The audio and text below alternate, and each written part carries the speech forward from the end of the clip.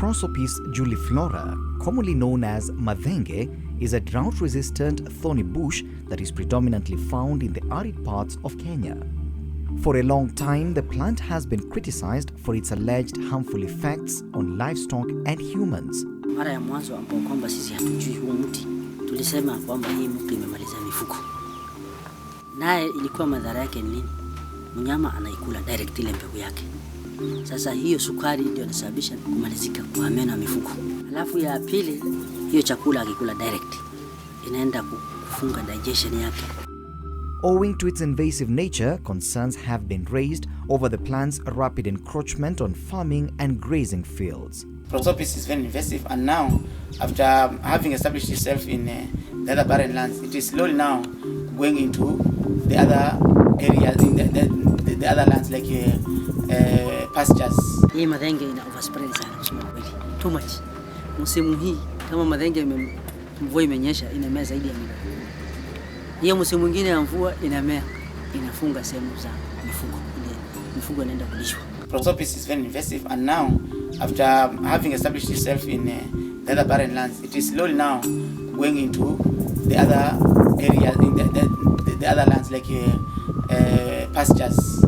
Despite these perceived negative effects, the plant is indeed a blessing in disguise to the residents of the arid Tana River County. They are using pods to mix with other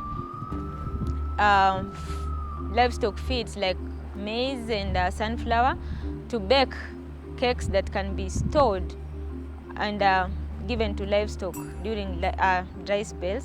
Madhara kubwa mnyama kula direct hiyo chakula ni kuchukua na kupeleka kwa mtambo na kusaga, na pia kumaliza ile makali ya utamu. Tunachukua msogoro, tunasaga, tunachanganya tukipunguza hali hiyo. Especially ile mbegu yake iko na faida mingi sana. Unaweza kuchemsha ukatoa molasses, punguza ile gharama ya kununua molasses, kwa sababu molasses ni gharama sana kununua hapa kwetu. Unaweza kwa kuni ni makaa, kujenga naye nyumba, matawi yake ndio chakula ya ng'ombe, hizi ndio nakuwa mboga ya binadamu, na hapo chini ni kifuli. Madhenge ukidunga mtu inafuna namna hii, alafu unapaka pale ambao yeye alidunga. Hata inge pia kiuma nafuna namna hii, alafu ukipaka pale basi anakomisha, kuna sumu yake. We have formulated a feed using the pods, mixed pasture, maize cobs, plus the Prosopis to make a ration which can be used by the animals during the dry season. To cope up with the situation of the drought, when they don't have food, some of them are harvesting some of the madhenges and then making some charcoal out of it to earn them something to buy.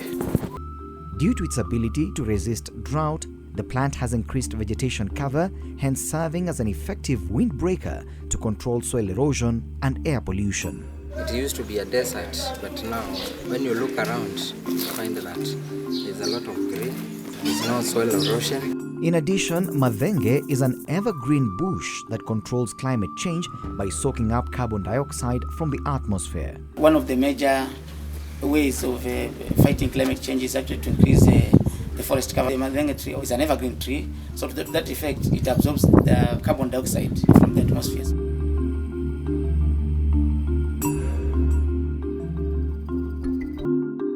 With support from Changieni Rasilimali project, residents of Tana River have found a productive and innovative way to mitigate against climate change impacts by using madhenge to make livestock and human food. The project, which works closely with relevant government agencies, protects indigenous trees by encouraging charcoal burning, mainly from madhenge. They have liaised with the Kenya Forest Service so that licenses to produce charcoal are only issued to those that are producing charcoal from madhenge tree. Environmentally, the Prosopis juliflora also has certain other negative impacts, which now we tend to manage by allowing only the cutting of Prosopis juliflora for charcoal making. Government support has strengthened the engagement framework for formulation and implementation of pro-poor climate change policy and legislative measures in the country. we integrate development and response to climate change with all partners. That involves government ministries, the private sector, civil society, and NGOs. The background of this bill was, first of all, to bring together the line ministries that are dealing with climate change, as it was before, because the Ministry of Environment is a core ministry that is marshalling issues of climate change. But there are other ministries which are very important, like the Ministry of Agriculture, when you look at food security, Ministry of Water, when you look at the issues of water, Ministry of Planning, because we need to mainstream all this. When you look at Ministry of Finance, we need to establish a basket of funds that can control issues of climate change. In the midst of these gains, there are still abound challenges that require government and stakeholders' attention for lasting solutions. This calls for collective efforts by all players, the government, non-state actors and local communities in the conservation of Mother Nature for mutual gain. We'd only like to encourage public ministries, institutions to look at the website of the ministry, come look at the action plan that has been developed to tackle climate change, find an entry point and let us work together. Developed countries are the ones who are responsible for what we call historical responsibility.